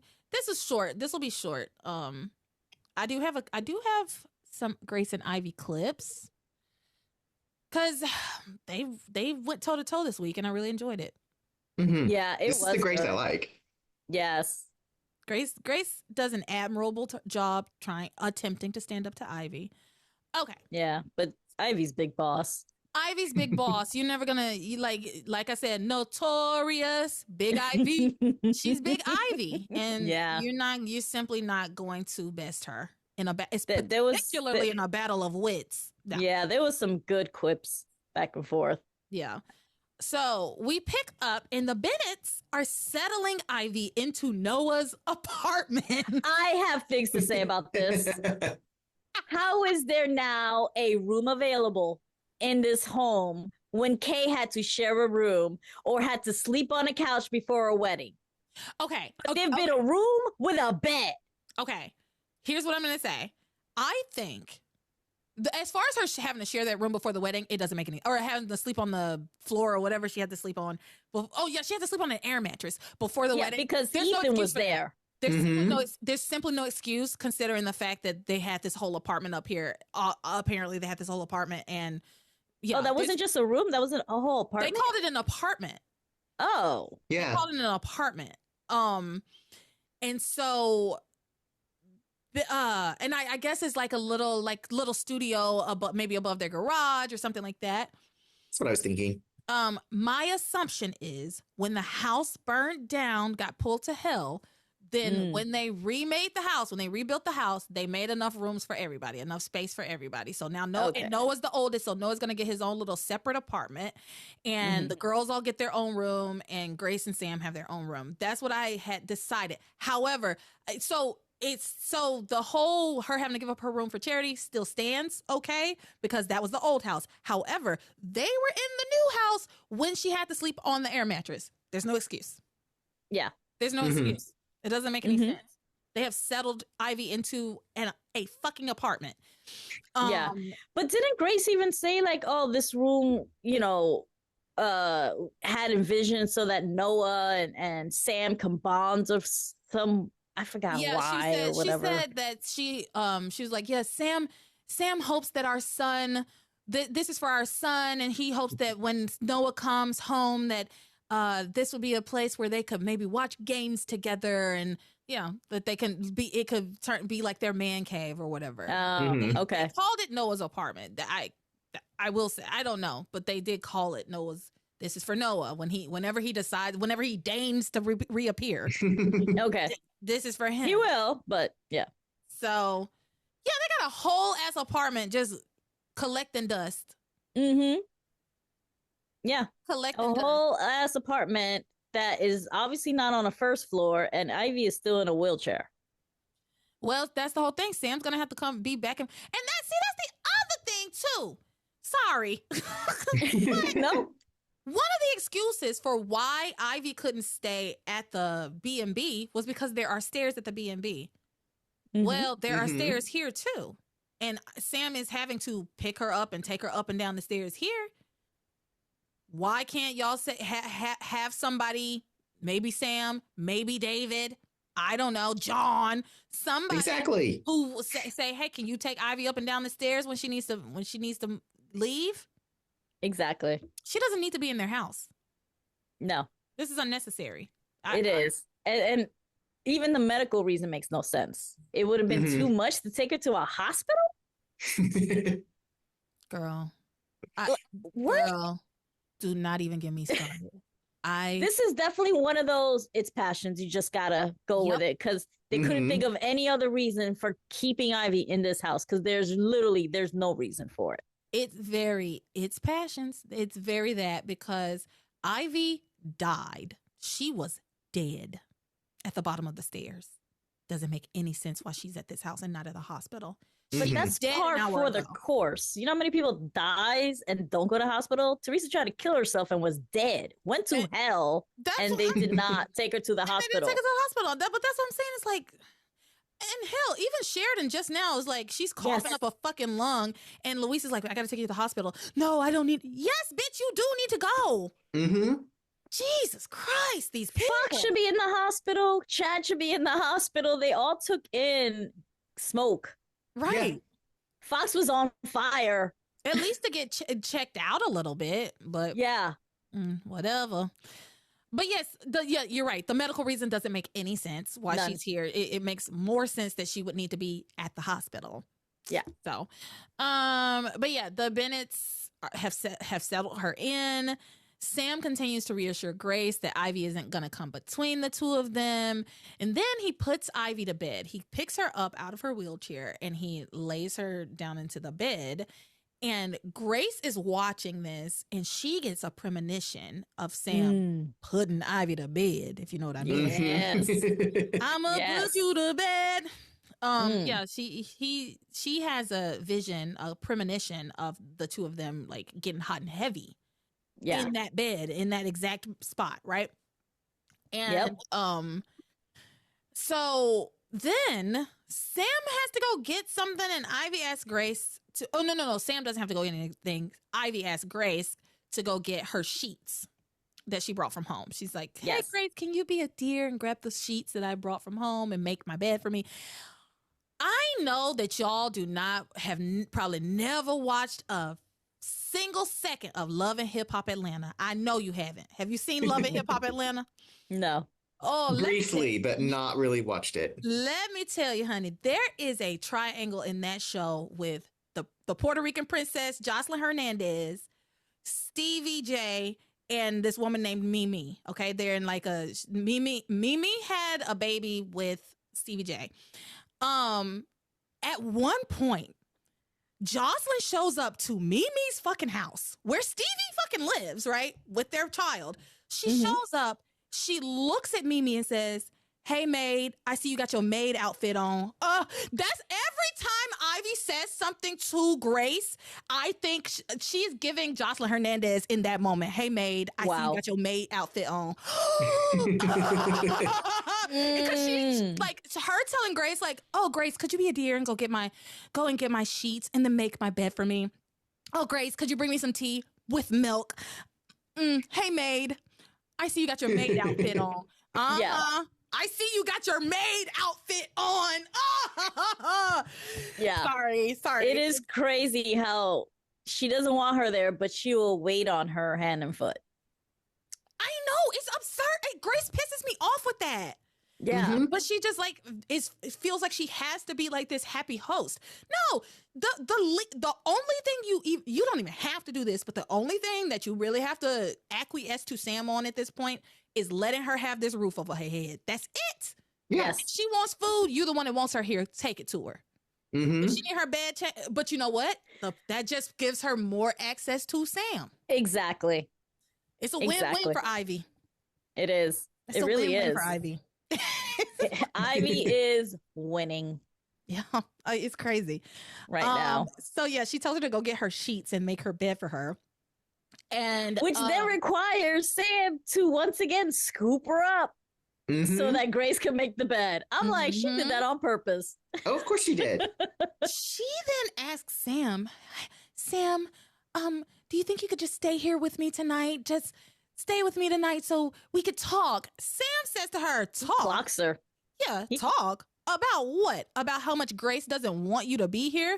Because she doesn't. Now, I don't know how many times I've told you that it should be clear to you by now. And Sam basically asks her if she is in his home to make trouble, like Teresa said that she was. And Ivy gets offended that he would believe Teresa. And Sam tells her, the only thing I know is I don't want Grace to get hurt. So if I think for a second that you're here to hurt my wife or my marriage, and Ivy cuts him off and tells him, no, Sam, you're wrong. I'm grateful to Grace. She has been nothing but kind and considerate. And Sam says, because that's who she is. She is the most wonderfully caring and compassionate woman. Grace means everything to me. Grace and my marriage are the most important things in my life. That's the bottom line. Thank you. And I really wish Ethan was there to know what it is to defend your wife. Because that's how you say it. That's how you say it. And I will say this for Sam. Sam has not changed that line. He's been singing that tune. Yep, episode since she first tried to get him to cheat with her, right? Yeah. Since she's been trying to get him back. The minute he realized that was what was going on, he told her no. As a matter of fact, early on, when they had like a run-in at the mansion, they saw each other for the first time in a long time.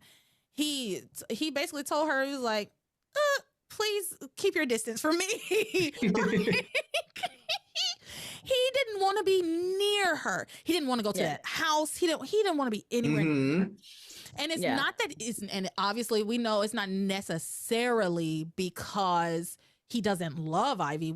I think we can pretty much say that he loves Ivy a lot. Yeah, especially he does. Especially after that display when she died, where he's cradling her body. Don't leave me, begging, bargaining with God. No, he loves Ivy. However, he has chosen Grace. Yes. And he's going to stick with that choice. And he wants to be, and he's being very firm in that. And he has been. He is never saying a different, he has never sang a different never. And he doesn't give hints. He doesn't lead her on. He doesn't pretend nothing. We have seen him give in from time to time when she's throwing herself at him. We definitely have seen that. But he never sings a different tune. He always sings the same tune. I love my wife. I want my wife in my marriage. Leave my wife alone. That's the same And song. importantly, he does that not just in front of Grace, but when Grace isn't there. Absolutely. Absolutely. And that's even the more important thing. You still standing by your wife when your wife isn't there to see you do it. Yeah. Agreed. Absolutely. Agreed. Yeah. So they get Ivy settled in. Sam leaves at this point and Grace comes back. She makes the bed, does all the things. And then Grace tells Ivy that they need to get some things straight. If you're going to be here under my roof, we need to get let's make sure we're on the same page about some things, right? And she tells her, I love this. I am paraphrasing, but she says to her basically, you can have breakfast, but you can't have my husband. I know that's right, girl. She said, yeah, but Ivy's smart because she's like, yeah, well, David's your husband. I have no interest in him. But Grace tries to lay down the law with her. She says, my husband is off limits. You cannot have him. At this point, Eve calls. It's nothing. It doesn't matter. But it just breaks up the conversation between these two. At one point, she talks to Grace, and then she talks to Ivy, and it's nothing. What you would expect those conversations to go like. Yeah, it almost seemed pointless. Like, I don't understand why Passions needed to include that. Yeah. I think it's just to make sure, to remind us why Ivy is at the house. Right. Because if you are just jumping in and you're like, wait, why is she here? We have to loop Eve in true. These two women have to have a conversation where they talk about Eve. So it's just like, let's just have Eve call them and check in. It makes sense for her to call to check in. So, yeah, but I agree. As a person who has been watching the show, it's pointless. It's completely pointless. So after that call, Grace gets back to business. She gets right back to business to attempt to defeat Ivy. And she tries to lay down the law with her. She says, I'm onto you and all your tricks. If you so much as look at my husband just once the wrong way, you will be out of here, wheelchair and all. I don't care what Eve says. And then they engage in a little battle of wits. I have these clips. So, and I really enjoy any time the women get to kind of sharpen their knives and use them on each other a little bit. Yeah. I kind of like it when they're kind of circling each other and baring their teeth. It must be very difficult being married to the chief of police. No, I mean, why would you say that? It's just that Sam's work takes him out all the time. I mean, he's always off checking on something or other. Yes, that is all part of the job.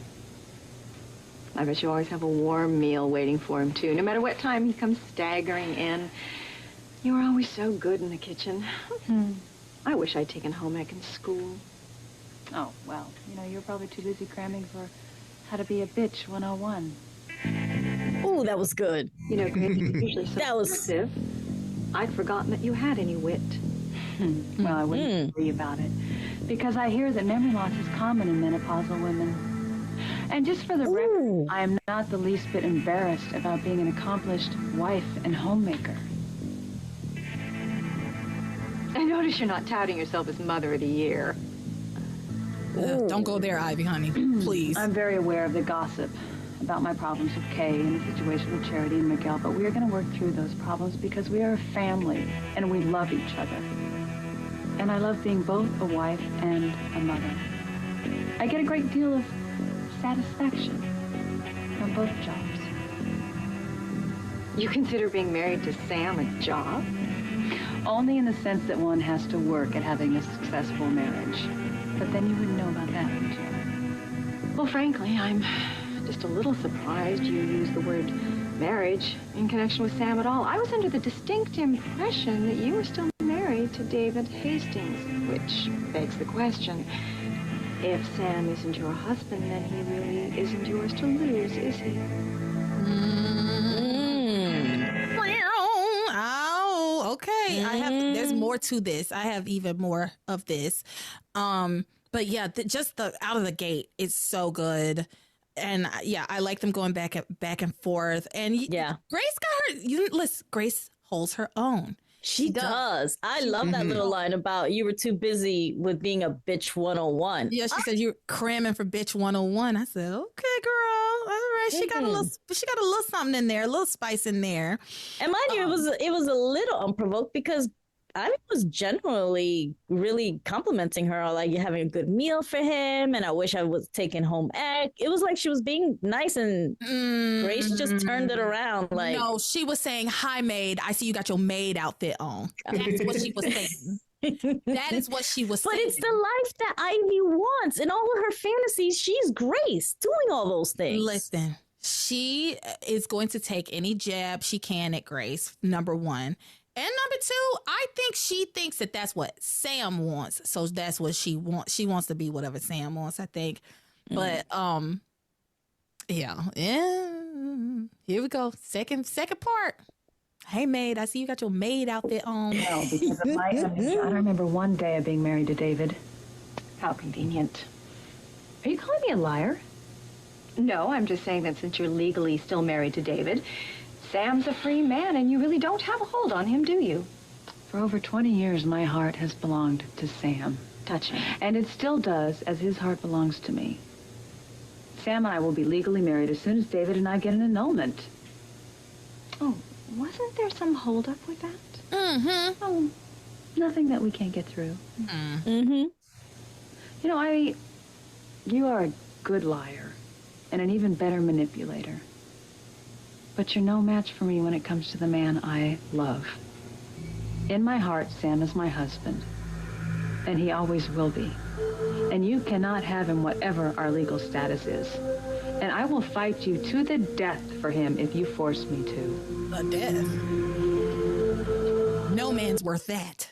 I don't care how good his abs are. Yeah. I don't care. Okay, one more. Go ahead. I was just gonna say is like I love what she is saying, but it's hard for me to take her serious when you're still holding on to David. Yeah, no, that is Grace's central problem is that she won't let go of David, and because she won't let go of David, Ivy will always have the upper hand every single time. Yep. Every single time. So, all right, last little bit. I just think you're making a mountain out of a molehill. No, Ivy, I don't see you as a mole, more like a weasel. You know, this innocent act may work with Sam for a while, but it doesn't wash with me. But, you know what? I am not one to be rude to my house guests, so is there anything else I can get you, excluding my husband? Perhaps some herbal tea, some milk? Tea, please. It's not too much trouble. With milk.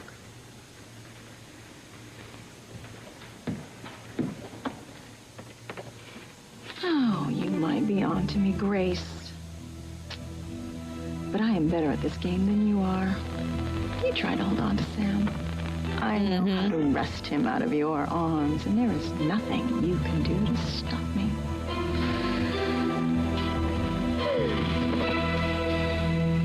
Well, all right. Yep. Like I said, hey maid, I see you got your maid outfit on. Now go make me some tea with milk. Exactly. And honestly, I don't think she needs Sam to get in and out of her wheelchair into bed. She must do it at home all the time. So she's totally taking advantage. 100%. Yeah, you're absolutely right. She's totally taking advantage. Because no one was doing that at the Crane Mansion for you. Yeah. So what do y'all think? I think Ivy takes the round. Overall. But Grace put up an admirable fight. I don't think she did. No, it was good. It was good. For once, she did. Yeah. Her little quips, I was like, "Ooh, that was good." Mm-hmm. She had a few of them. She made some good and so she got some good barbs in on She did. Ivy. And at the end of the day, she's not wrong. No, she's absolutely right. Yeah. Ivy's there trying to take her husband. Mm-hmm. Yep. 100%.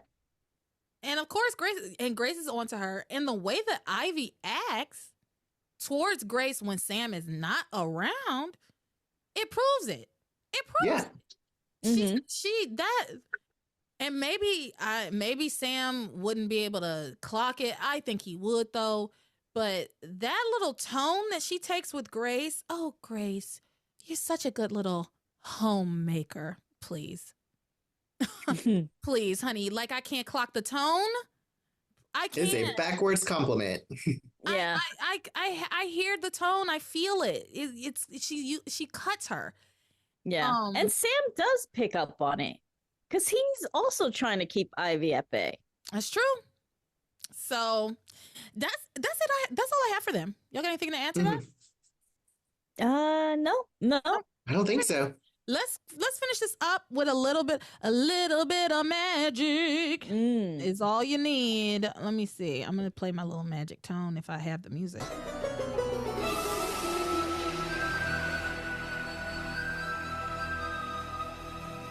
Okay, folks, easy peasy. We've already talked about the fact that Tabitha has sent Lord Jesus.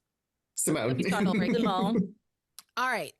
We've already talked about the fact that Tabitha sent Simone with a bowl of soup to Chad to stir up trouble, and that they were watching all that unfold on the little witch bowl in her kitchen. Yeah. Her cable. What would we even call that? Witch cable or something? I don't know. But Witch on her TV. little bowl, witch TV. Does she call it something craft, like a witchcraft TV or something? Or I don't know. Maybe I could come up with something at some point. But anyway, yeah, they're watching the Simone drama. They're watching the Simone drama unfold together. Kay doesn't like it. It makes her uncomfortable. Notably, it's important to note that Kay does not like it. She's like, is this what having powers and being on the dark side is? I don't want any part of it. I don't want to do this. Like, that's my friend. Fair enough. You know, if it was Charity, though, she'd be all on board. So Absolutely. Oh, 100%. You Yeah. know? There also was a point where before the whole Simone thing started that it was watching Chad and Whitney make love, but then it switches to Eve and TC, and she's all grossed out about it. And she's like, ew, old people having sex. They shouldn't even be doing that. And Tabitha's looking at her like, fucking bitch. Yeah. She's like, they're too old. They're too old to have sex. And this is actually around there is when Tabitha, they see like that another baby pops out. There's a dancing baby that's been like running around. Yeah. But that was Tabitha's baby that just keeps popping up, and she's trying to keep the baby from being seen so that she doesn't have to tell Kay that she's pregnant. Right. But then she sees another baby and she says, "Oh no, you're the new baby." That baby comes out of the bowl. Ah, yeah. Which I don't know if it was me, but to me, I'm like, that baby got a tan. I mean, if it did, that makes sense because I'm pretty sure it's supposed to be Whitney's baby. Could be, yeah. Maybe she just got pregnant. Maybe you were right. Maybe she just got pregnant, so that baby materialized. Maybe. And hopefully, because honestly, I don't remember who the rest of the people that are pregnant. Definitely Sheridan, and Gwen, I guess Sheridan, Tabitha, Kay. That's right, Kay. And Whitney. now Whitney. Okay, so there's 5 because it was 4. Now there's 5. Okay. So, but like, that's what we think. Speculation. I know Beth never actually gets pregnant. There was no baby for her though, right? No fake baby. No dancing sugar. I don't think so. No, yeah, I don't think so. Dancing okay. Sugar. Yeah. So she the baby pops out. She's like, "No, you're the new baby. Oh my devil, I'm not having twins, am I?" And that's when Kay realizes she's twins. Tabitha, are you pregnant? And Kay is in complete disbelief, saying that Tabitha is too old to have sex. And she badgers her about who her baby daddy is, and it's like, "Who's the father, Tabitha?" And of course, we get a flashback to Tabitha's night of passion, her push. Julian. Yeah. Yes. Her push, which she says in these episodes again, something about push. And then Tabitha starts to be like besieged with witch pregnancy problems. Like, she goes bald, and then her limbs come off, and she's just like floating in air, and her limbs are all over the place. And Tabitha tells Kay, like, there's a book. They find a spell to put me back together. Help. Of course, eventually Kay finds the right book. She says the spell that helps get Tabitha's body back together. She says, "Torn all apart, pieces of 8, put Tabitha together so she can be great." Now, I think this was like maybe the second or third one she did. The first few didn't work, but this one took, and it worked. There's a lot of talk about Bewitched and the stuff that happened on Bewitched. Yeah, and Dr. Bombay. Dr. Bombay, she brought up. Yeah. That was fun. Yeah. But that's it. That's all I have. You add away if you want, but that's all I have in my notes. When she starts to question whose baby it is, they look in the bowl, but then the baby comes splashes, but then Kay's like, "Oh, it's loud and clear," but they left it like that, so we don't know who it is. Oh, okay. Yeah, I still think it's Sheridan's baby. I think Whitney's baby is the secret baby. Okay. Either way, it's fine with me. I don't know whose baby it is. I just know it's not mine. Oh boy. Oh man. I also had in my note, and I totally forgot to mention it, and we didn't cover it, but when Simone was fighting with them at the studio, there was a point where Simone tries to offer herself to Chad. Oh my God. It was so uncomfortable and like, oh my God, that's so bad. That was I think in that dialogue that we did when she was like, she says something to the effect of, I have it in my notes. She says, okay, yeah, she says, you used sex to get him, didn't you? Didn't you? And she's like, she starts opening her chest. Is this what you want, Chad? Oh, yeah. Oh, Simone. Yeah. Oh, poor thing. Oh, yeah. God. Oh, it's so uncomfortable. Oh, just to tie, I know we didn't talk about Simone and Chad and Whitney in this particular episode that we're in right now. That's right. That However, I'm okay with us bringing it back and tying it in real quick. The Simone stuff is just so sad. Mm-hmm. Yeah. I feel I do have a lot of like sympathy for her. She's she's a teenage girl, and at that age, everything feels so big. Everything feels so huge. And like this is absolutely the kind of town where people marry their first loves, their high school sweethearts. You know what I mean? And that is the norm around these parts. And like she really thought that she was gonna have like this life with Chad. Yeah. And Whitney didn't help their case by having Chad pretend to be Simone's boyfriend. Yeah. Because it's one thing for her to think, well, Chad just is with Whitney, but we were never together. It's a different thing entirely for him to have told her, yeah, like, you're my girlfriend. Yep, we're together. And then for this all to come out, it's like, it's a certain rough. level of devastating, I think, for her. And so I feel for her because it's easy. And I feel like I've said this before on the podcast. It's very, very easy for me as a 37-year-old woman who, knows myself very well and has had the benefit of life living. It's very easy for me to be like, that's dumb, girl. Like, do better. But if I'm being 100% honest with myself about who I was and how I was reacting to things and bad news when I was 18 years old, I would not have taken this well. What has happened to Simone? I would not have taken it well. I would have been very sad. I would have taken to my bed for sure. Yeah. And honestly, if something like this happened to me now, as long as I wasn't in the delusional state that Simone has been in, but if I had been betrayed by like my cousin or my sister or whoever, and like you've been sleeping with my boyfriend behind my back, I'm gonna be mad, but I'm also gonna be very, very upset and sad. Well, yeah. Mm-hmm. Yeah, absolutely. Yeah, but you're not gonna like want to take him back. You're not gonna throw yourself at him. You're not. No, you're not gonna want to burn him down. Burn him down. Yeah. I think to me the most devastating thing about it is what disappoints me sometimes about Simone is that she wants Chad so much that she doesn't mind destroying her relationship with her sister. Actually, like you know what I mean. Like, to be 100% honest, she saw what was going on between them. Yes, she did. She's seen it, and then she decided, you know what? I'm going to keep them apart. I'm going to work to keep them apart. She took advice from Kay, and look at how you ended up. Yeah, which also, this is such a like non-friendship, because instead of watching through a bowl, shouldn't you be running down there for moral support? I mean, if it was Winnie and Teresa, they would both be coming at each other's rescue for support. Yeah, regardless of like how, because I think maybe there's a question of like, how did you know this was happening, right?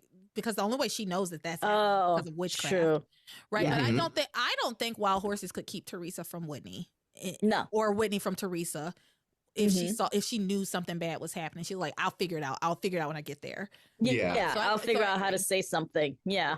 maybe I'll just come up with an excuse, just like I was passing by or something like that. So yeah. And actually, Kay actually has like a decent excuse because they were supposed to be having girls' night, right? Like she could go over there and be like, okay, you gave him. I came over here because you were supposed to be having girls' night with me, and like, you know what? I brought the movies. Let's watch together. You know what I mean? Like she could exactly. Yeah. So anyway, y'all, that's it. I'm done. We're done. I know I said it would be short. It was not.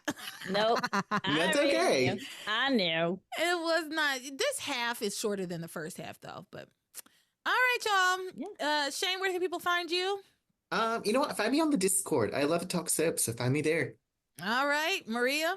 Same. Find me on the Discord. Same here. If you want to see us, you can find us on the Discord. Just go over to patreon.com/passionspodcast and sign up for whatever tier you find most agreeable, and then sign up for the Discord. You should get a link when you sign up for the Patreon. So, yeah, y'all, that's it. You are my passion for life.